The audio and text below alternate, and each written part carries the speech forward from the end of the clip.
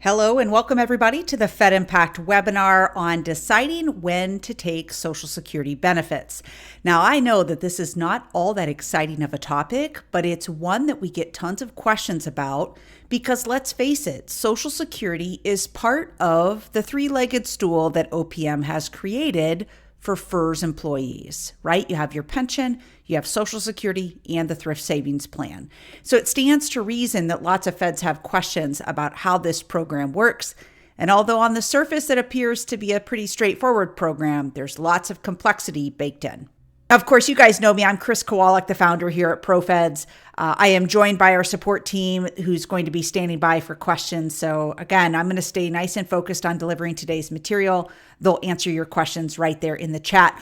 All that I ask is that the questions that you submit over to them, that they have to do with today's topic because again, we try to get to all of the questions, and when we have a lot of ancillary questions that don't have anything to do with today's topic, it becomes difficult to get through the whole list. Okay, so let's dive into deciding when to take Social Security benefits. Now, if there's ever a loaded topic, this one's it, because there's so much that goes in to making this decision on when to turn benefits on. We're going to cover a lot of that today, but we're going to focus on distilling down some of those core components of the Social Security program so that you have a better understanding of when and how and why to start drawing benefits. Okay, so quick on our agenda. We're going to cover the formula, so how the Social Security program calculates benefits at various ages and how to influence yours to be higher. Okay, that's always the big takeaway feds want to know, like how can I get mine to be bigger? Next is the earnings test. Why your decision to take benefits may be affected if you're still working. Right? And so we'll see how the test is applied and what penalties might be assessed to you if you're continuing to have income even after you begin drawing Social Security benefits. Next up are special groups. I'm not going to spend a whole lot of time on this, but there are some special groups of federal employees that have some special rules to follow with respect to Social Security, and we want to know how their benefits might be lowered based on the fact that they're in that special group. Okay. And last up, which is kind of interwoven throughout all of today's material, is what other factors must be considered when making the decision to start taking benefits and what happens if you change your mind. Okay. Now, this is one of my favorite slides in our webinars, and that is what this webinar will not cover. We will not be able to cover all of the intricate nuances of the Social Security program. I've intentionally kept this at a little bit higher of a level so that we could all have an appreciation for what's happening and the big decisions that are coming into the Social Security program when you're deciding whether it's time to draw or not. Okay, so it's worth it to dig into those details and see more of the, kind of what's under the hood with Social Security, but that's not what today's session is going to cover. I will bore you all to tears. I can teach it, but I don't know that y'all want to learn it as far as how the sausage is made, so to speak, with respect to the Social Security program. So let's start with the intent. The intent of the Social Security program was designed to provide a retirement benefit, and it was intended to be funded through your entire working life. Okay, so 6.2% of all of your wages throughout your lifetime have gone to fund the Social Security program, and it's intended to be payable at your full retirement age. Okay, so this used to be called your normal retirement age. They changed it several years back, but want to make sure that we all know those mean the same things. But let's look at what full retirement age looks like according to the Social Security Administration. So on the far right-hand side of the screen, if you find the year in which you were born, you go to the right-hand side. This is your full retirement age, again, according to the Social Security Administration. So if you were born in 1950, your full retirement age would be 66 years old. Okay, so have your date in mind or your age in mind with respect to your full retirement age. So as we're going through today's material, you can be thinking of it through that filter of what your actual age is. Now, it stands to reason, but I'm going to say it anyway, that the full retirement age that you have with the Social Security Administration is likely very different than the age in which you are going to be eligible to retire from federal service. So don't confuse the two. This is just the mark in time that the Social Security Administration has put in the ground to identify how they're calculating the benefits. Okay? All right, so let's get into the decision itself. We'll get into some calculations here in a moment, but I want to talk just briefly about the decision that you have. You get to decide when to start drawing Social Security benefits anytime between the age of 62 and 70. Okay, so these are your normal Social Security benefits. I'm not talking about disability or anything like that. This is your own work record and you getting to age 62 and being able to decide, do I want to take them now or do I want to take them later? Okay. There is no benefit to waiting beyond the age of 70 to start your benefits. Okay. There's some distinct advantages to waiting until 70, but there's nothing magical that happens after that point. But we get this question a lot from employees. Like, what if I start Social Security and then I realize that I didn't really want to start it at that point? Can I change my mind? The answer is yes, kind of. Okay, so within the first 12 months of you starting benefits, you can change your mind. But there's a catch. And the catch is that if you change your mind, you have to pay back all that you've already received. So this is your only way to get a do-over in Social Security. Put all the money back as if you had never taken anything. And after that, you can later decide when to begin those benefits again. Okay, but you only have 12 months from the time that you start those benefits. So it's nothing to mess around with. You want to make sure that if you've made an error in starting benefits, maybe now you realize the benefit of waiting until later. And if you'd have known then what you know now, you would have made a different choice. As long as you come to that revelation in the first year after taking benefits, then you can go in and change your mind. But again, you have to be prepared to pay all that money back that you've already received. Now let's talk about the actual calculation. So the benefit that the Social Security Administration is calculating for you to receive at your full retirement age, somewhere between 65 and 67, depending on the year that you were born, that benefit is called your primary insurance amount, or your PIA. So this PIA calculation is going to have a whole process that I'm not going to bore you with, but a whole process to determine the monthly average of your earnings over your whole life. Okay, so they're going to take a look at all of the earnings that you've had that were subject to Social Security tax when you earned them, and they're going to adjust them to today's dollars. Again, I could show you how the sausage is made here. I could show you how the calculation works.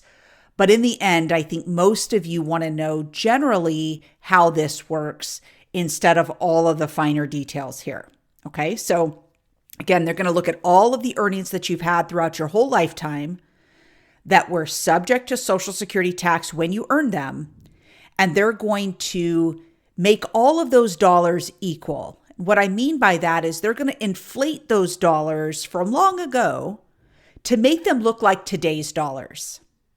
Okay, so all the inflation that's happened over all of these years, cost of living adjustments, all of that, that's all going to be done behind the scenes for all of your earnings. Then the Social Security Administration takes your highest 35 years of those earnings to determine what we call your average indexed monthly earnings, or your AIM. Okay. If you have more than 35 years, we're just going to take your highest 35. But it is important to know if you have fewer than 35 years of earnings, then those years are going to count as zeros. So it's going to be dragging down the benefit that you are set to receive from Social Security. Okay? All right, so let's talk about the timing. The intent that the Social Security Administration has is for you to draw benefits at your full retirement age. We've established that now a couple of times in today's material. If you choose to take it earlier, you will receive a lower amount than what was calculated for you. If you choose to take it later, you'll receive a higher amount. Okay? So I want to show you an example. We actually use this example in our workshops, and I want to try to use some numbers to prove a point here. So this example is showing the effect of delaying receipt of a Social Security benefit. It assumes this person has a full retirement age of 67. And if you look at the box that we've got, the black box around at age 67, you'll see that the benefit is $1,714 per month. That is the PIA. That is the amount that they're supposed to get in Social Security if they draw their benefit at that age, if they start drawing it at that age. But we all think of Social Security as 62 because that's when you're first eligible to choose to start drawing it earlier. So if this person at 62 years old says, you know what, I know I'm supposed to get 1714 if I turn this benefit on at 67, but I think I'd prefer to turn it on now at 62. They can do so, but they're going to suffer a 30% penalty to that benefit, and they will only draw $1,200 per month. If they were to wait just 1 year to start drawing benefits, so now they're 63, you would see that incremental change of $1,286 per month. If they were to wait until 64 to begin drawing, it would be $1,371 per month, and so on.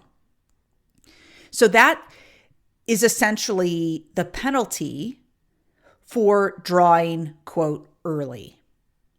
So normal Social Security is supposed to be at your full retirement age. Anything prior to that is considered early for you, and your benefit will suffer a permanent penalty for the remainder of your lifetime.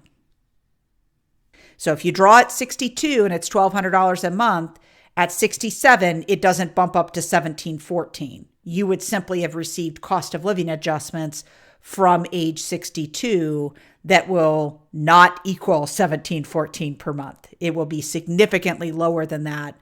And it stands to reason because you took it far before it was intended for you to take it. Okay. Now, something interesting also happens if you delay Social Security. So again, I won't get into the gory details, but essentially, they give you these things called delayed retirement credits. If you choose to wait to draw benefits until after your full retirement age, then you get an increase to the benefit that you're going to receive. Okay. So if you wait all the way until 70 to draw your benefit, which again is the highest calculation that you're going to get, it would be $2,125 per month. So that's a pretty significant difference by waiting 8 years. Instead of $1,200 a month, you get $2,125 a month. Now, where that crossover point, like where it makes sense to draw, we're going to talk about that a little bit later. But really, really important that we understand that these figures that I'm showing on the screen are if you begin to draw benefits at these various ages. From there, once you begin drawing, your benefit will simply be subject to the cost of living adjustment for the years along the way as you age in retirement. Okay, so there's a benefit to waiting until 70. There's a benefit to waiting until 67, right? It's just a matter of what you're trying to choose to do and what's right for you. Okay. Now, I'd be crazy if I didn't talk about taxes when it comes to Social Security benefits, because we do have to be mindful of taxes, not just for this benefit, of course, but for all of the benefits that you receive and all the income that you're going to be receiving in retirement. So at the federal level, generally up to 85% of your Social Security benefits are taxable at that federal level. Okay, so we need to be prepared to pay tax. Now, I'll be honest, years and years and years ago, when I first learned that Social Security benefits were taxable, I thought, that's crazy, because this was a tax that was applied to you while you were working, and now you're going to be taxed on it again. That didn't seem right to me, but they didn't ask me and they didn't ask you. So here we are left with this rule that we have to be prepared to pay tax on about 85% of the benefit that you're receiving from Social Security. Okay. Now, at the state level, this is where things can differ a little bit. The states get to decide whether they're going to tax Social Security benefits at the state level or not. So we have 13 states on the right-hand side. These are states that tax some portion of your Social Security benefit. It might not be all of it, but something is taxed from Social Security benefits that you are receiving in these 13 states.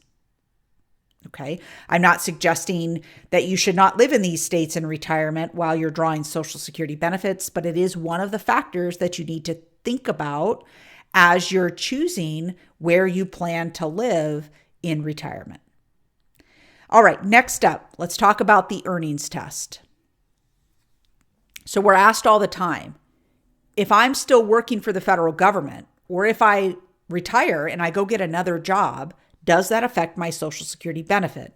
And the answer is, it might. Here's how it works. The earnings test is just a fancy term for penalty. And here's the breakdown of it. Your Social Security benefit will be penalized if all of these statements are true. If you are drawing Social Security benefits and you are under your full retirement age, again, 65 to 67, depending on when you were born, and you have wages from a job that exceed the limit of $21,240 per year. Now, this number changes each year, so that's the figure that we have for right now in 2023. But I always have to explain what wages mean with respect to Social Security, okay? Wages are income from a current job. They do not include income from your pension, money you take from the TSP, other investments. That's not income. Okay, this is you actually having a job and drawing a wage. Okay, so if you're not out there continuing to work, then you don't have to worry about the earnings test. But if you are, it is something that you need to think about. But I want to show you how it's calculated. The earnings test calculation goes like this. The Social Security benefit that you're receiving will be reduced by $1 for every $2 of earnings that you have that year over the allowable limit. So we already talked about that allowable limit being $21,240 per year, at least for 2023. So you can make $21,240 free and clear. It will not affect your Social Security at all. Again, if you're over your full retirement age, this won't matter. But if you're under your full retirement age, that's when this is being applied. Okay. The earnings test only kicks in when you exceed the allowable wages, which is the $21,240. So let's take a look at an example, kind of an extreme example, but I want you to really appreciate what's happening here. Let's say a person has $1,200 a month in Social Security benefits at age 62. Based on the current earnings test, the earnings limit, the $21,240, this calculation for this example means that once that person makes more than about $50,000 in that year, they would have lost all of the Social Security benefit for the following year. It's always penalized the next year. But so you're not writing a check to give the money back, but you are losing it in the next year. Now, this $50,000 will be different for everybody because your benefit, in this case, $1,200 a month for this person, if yours is $1,500 a month or $2,400 per month, your allowable limit of the $21,240 doesn't change, but the amount that you would have to make to have lost all of your Social Security benefits will be different. So I'm using this as an example so that we can see for someone who has a normal Social Security benefit of $1,200 a month at 62, they're not making all that much money to have lost all of the benefit. Okay, so very, very important that you think about these things before you flip the switch to turn the benefits on. Because if you're 62 and you're still working, whether it's for the federal government or otherwise, if you're still making this kind of money and you're going to be penalized for earning that money, you might as well wait to begin drawing benefits so that you can receive those higher amounts later. Okay, that's kind of the talking point here that we want to make sure that we're getting across, that there's pros and cons to taking benefits early and taking them late, but we never want to see you penalized for starting Social Security benefits. Okay? So this, up to this point, has just been the explanation of the benefits. But in reality, the things that you guys want to know about typically come in the form of questions. Not just how it works, but in what scenarios does this make sense? So I want to talk briefly about some frequently asked questions that we receive about Social Security. The first is, how much does working longer really affect my Social Security benefit amount? Well, if we think back to how this benefit was calculated, we know that we needed 35 years of your highest earnings in this calculation. So if you already have 35 years of earnings that you see on your Social Security statement, chances are that you working longer won't increase your benefit by all that much. Okay, it's not to say it won't increase it because it's just math. So of course it will go up, but it's not going to go up by a significant amount. However, if you don't have 35 years of earnings on your Social Security statement, you have zeros in this calculation. So when we average out years where you have zero income in those 35 years, then you working every year replaces one of those zeros. And so, of course, your benefit will be getting more significantly better the more you replace those zeros. Okay. Now, some of you are probably scratching your head like, well, of course I've had more than 35 years of earnings. I started working when I was in high school and, here I am, 60, 62 years old, and I'm thinking of taking Social Security. So it all makes sense. Like, of course you're going to have that amount, but many people don't. So if in fact you don't have 35 years that you can count on your Social Security statement, you working longer will have a much more substantial effect on the benefit that you will receive. Okay. And you'd have to really go into the Social Security calculators and plug all of those in to see how it's going to change for you. But that tool is available on the Social Security website. And if you're really curious, you can pop in there and check that out. Okay. Next question. I get this actually quite a bit. If I choose to live overseas, do I still get my Social Security benefit? The answer is likely, as long as you aren't living in Cuba or North Korea. Okay. There are bans on where US money can be sent to, even if it's not physically being sent there, even if it's a bank in the United States. If you live in one of these countries, you are not permitted to draw your benefits. So you need to make sure to update your physical address with the Social Security Administration prior to you leaving the country.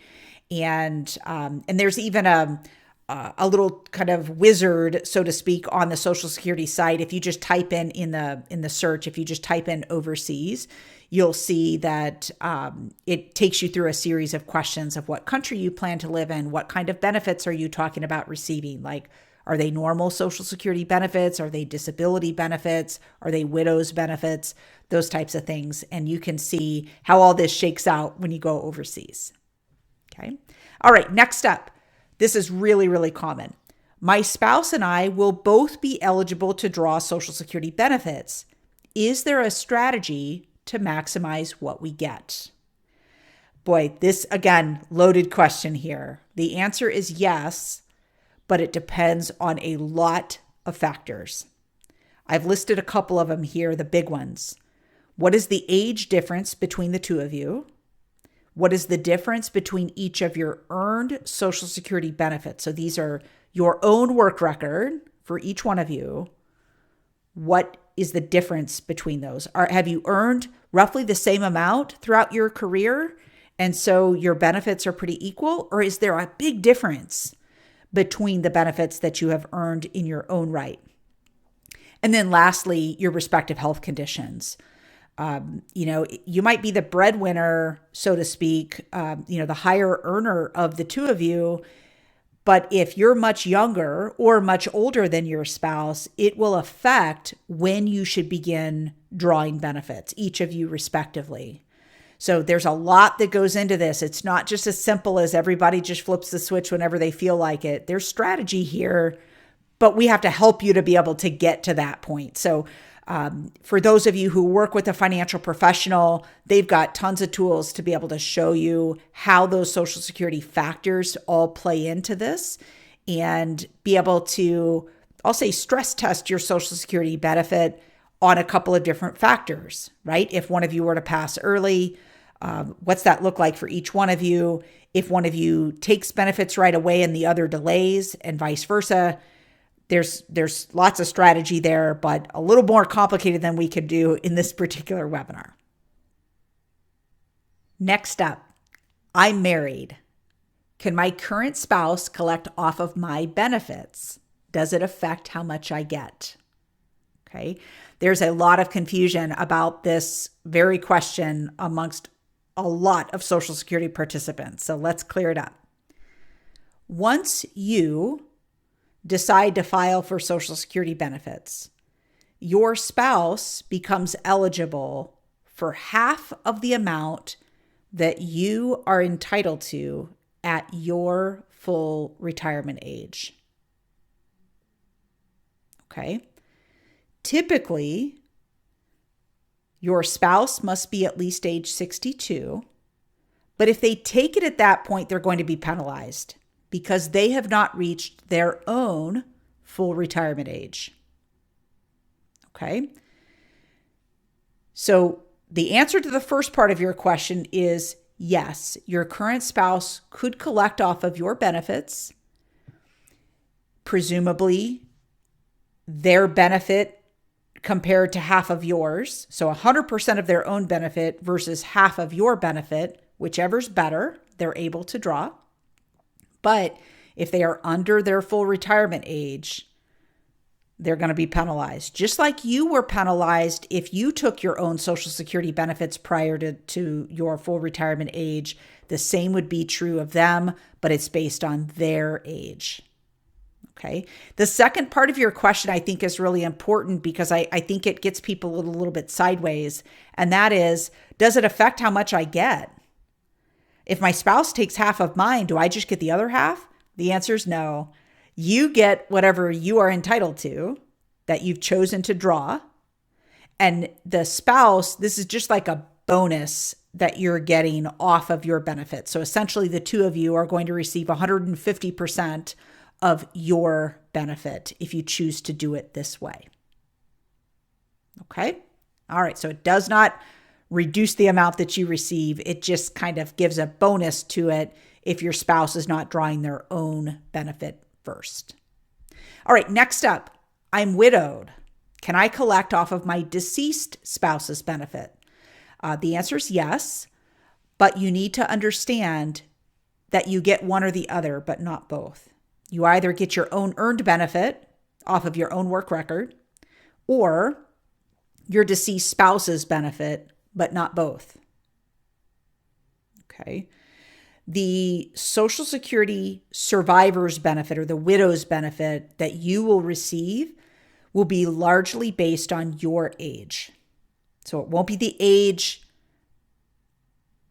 of your spouse when they passed. It will be your age that will determine what percentage of the benefit that they were drawing you're going to receive. Okay. The Social Security website is actually quite good. They've gotten tons better on explaining things in a little bit more layman's terms. And so you'll be able to see this right on the site. You can go in and plug in different numbers.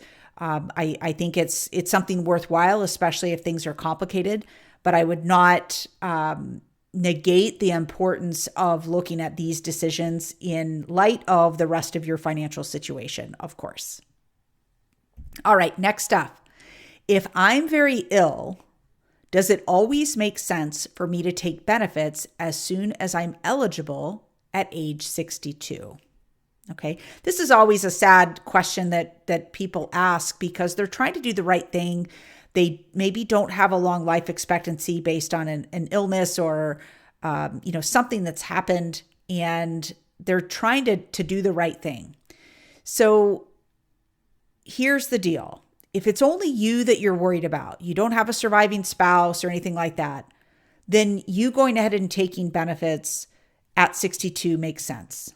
If you don't have a life expectancy long enough to wait until 70 and even beyond to make that decision make sense, to get the higher benefit for a longer period of time, then taking it early at 62 makes a ton of sense. But if you have a spouse who presumably will survive you, their widow's benefit or their survivor's benefit in Social Security will be determined based on when you begin claiming your own benefits. Okay, so if you're really ill and you say, well, I might as well take benefits while I can, and you start them at 62 and you pass, then your spouse's benefit off of your record will be based on you drawing your benefit at 62 with that big 30% penalty to your benefit. Whereas if you wait to draw, even if you never actually draw benefits during your lifetime, your surviving spouse, their benefit will naturally be higher from the survivor benefit standpoint. And I'm not talking about the survivor benefit on the pension. I want to be very clear, and I wish these things weren't named so similarly, but the widow's benefit in Social Security. Okay, so it's a balance here that you're trying to strike. So definitely, a lot to think about here, but if it's just you're worried about, then sure, go ahead and take it. But if you have a surviving spouse or a spouse that you expect to survive you, then we have to look at how valuable your Social Security benefit is for them after you pass. And that will largely be determined based on when you started to draw your own benefit. Okay, next question. I'm divorced. Can my former spouse collect off of my benefits? Does it change how much I get? Okay. Boy, this would be a burr in your saddle, wouldn't it? To know that a former spouse is going to lower the amount that you're receiving. I have good news for you, though. That's not how it works. So if your marriage lasted 10 years or longer and your ex-spouse is still unmarried, they can draw benefits off of your work record. But it does not affect the benefit that you will receive. It doesn't lower anything that you're getting from the Social Security Administration. The administration is simply looking at the earnings that you had and the benefit that you have accrued in Social Security. And it's very possible that instead of your ex-spouse receiving their own earned benefit, that it is more advantageous for them to take half of your earned benefit. They're not taking it away from you. They're just taking an amount equal to half of your benefit. Okay. All right. Next up. I am a SERS employee. Will I get all of the Social Security benefit that's listed on my statement? Okay, so there are very few CSRS employees left. About 3% of the federal workforce are SERS. And so I felt compelled to put this in here because all of them are eligible to retire. So the answer here is that it depends. And it depends on how many years of substantial Social Security earnings that you have. This is not just, did you have earnings that year? It has to be above a certain dollar amount each year. But if you can count 30 of those years that meet that minimum earnings limit, then you'll get the benefit that's on your statement because you would have met the threshold to have 30 years of substantial earnings, which means you avoid the windfall elimination provision. But if you don't have 30 years of substantial earnings on your Social Security statement, you will be affected by this windfall elimination provision, or WEP, as we lovingly call it. And unfortunately, what that calculation does is it takes away part of your Social Security benefit. The good news is it can never take all of it. The bad news is it can either take up to $558 a month of your Social Security benefit or half of your Social Security benefit, whichever is less. So if you have a really high Social Security benefit, let's say it's $2,000 a month, the most they can take away from you is $558. If you have a very low Social Security benefit, which is more likely for a SERS employee because they had fewer years that they were really contributing, let's say it's $400 a month that you're expecting from Social Security, the most they can take away is $200. Okay, so the WEP never completely eliminates the Social Security that you're receiving, but it does reduce it unless you have at least 30 years of substantial earnings. Okay.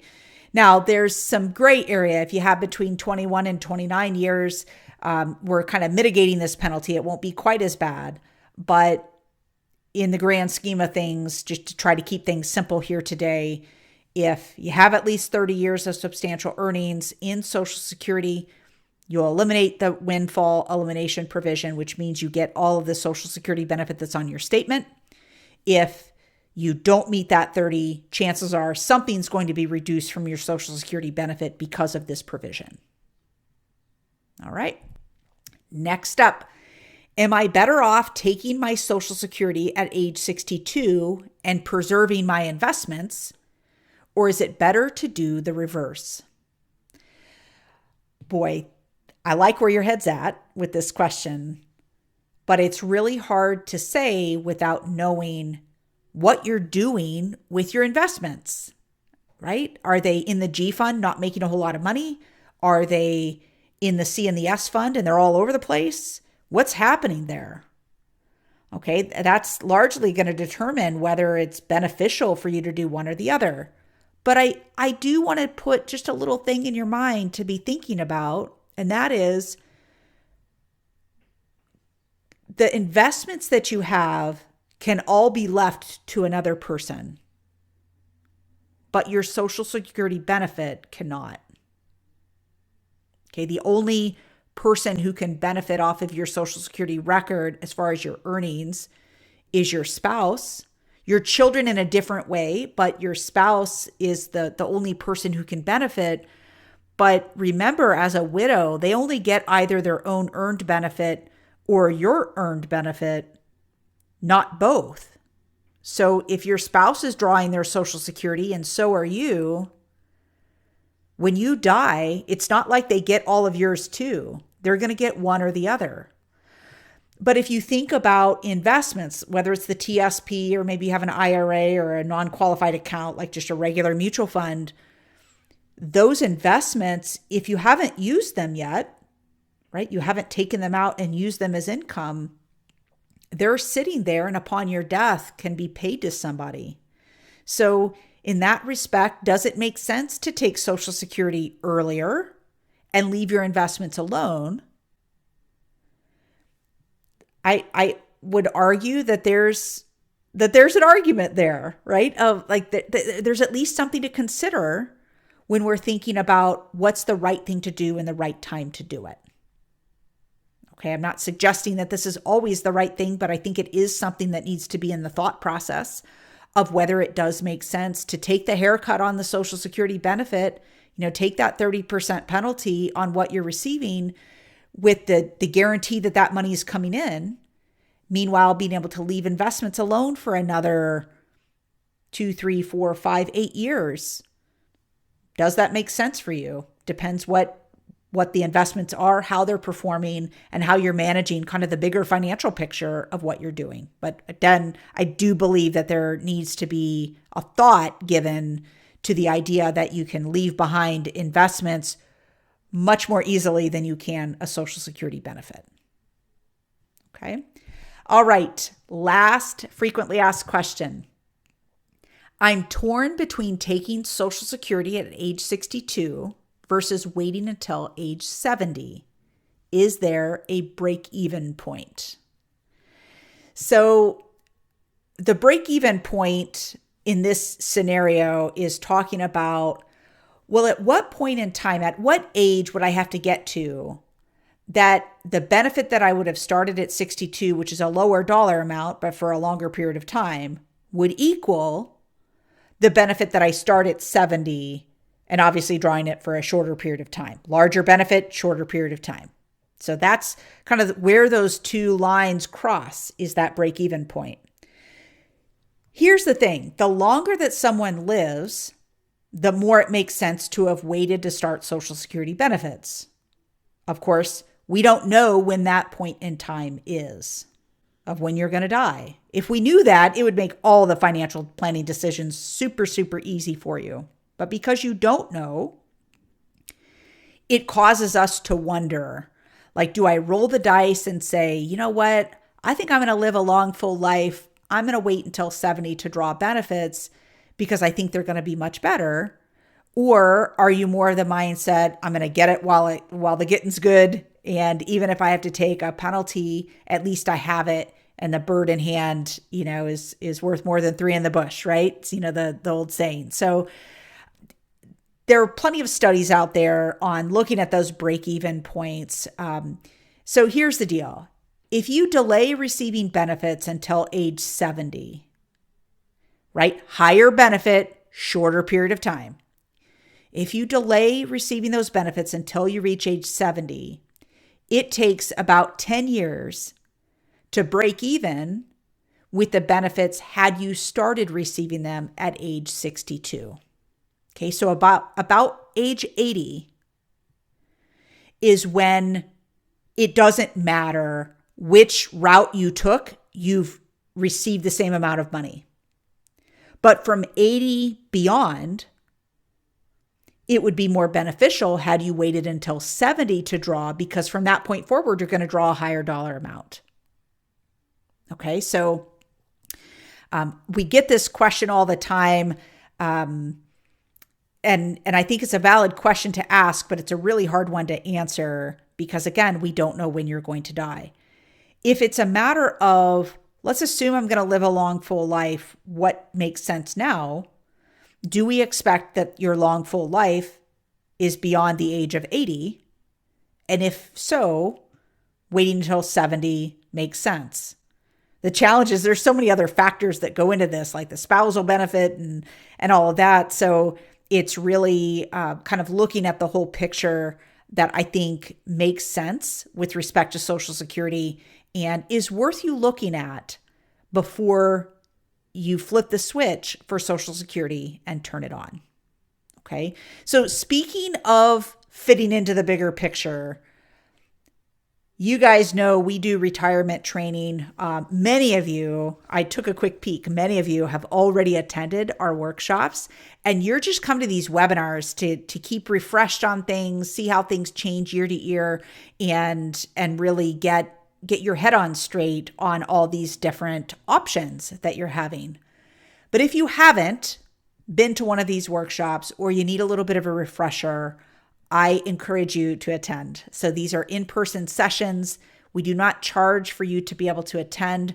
These are sponsored sessions, and so the cost has been taken care of. So there's nothing coming out of your pocket to be able to do that. We're going to cover all the federal benefits topics and the decisions to be made. And here's the deal. Even in those sessions that are full day, we can't answer all the individual questions that employees have, right? It would be inappropriate to do it there. So we offer simply some one-on-one help after the session so that you can get more clear on the things that are important to you and what you need to take action on. Okay, so you can see all of the details, the locations, the dates, all that at fedimpact.com/attend. Okay, now we of course don't have a workshop in every city, but we hope we have one close by you so that you can participate. That's it for today. Thanks so much for joining us. Obviously, we're moving into a holiday weekend, and so I know that Social Security might not have been quite top of mind, but hopefully many of you are able to catch this on the replay and get this in your head at just the right time. All right, and remember to find a workshop near you. You can go to fedimpact.com/attend to register for the next webinar on what to expect when you're expecting your first retirement check. Go to fedimpact.com/webinar. All right. Thank you all so much. Please enjoy your Memorial Day weekend, and we'll catch you next month.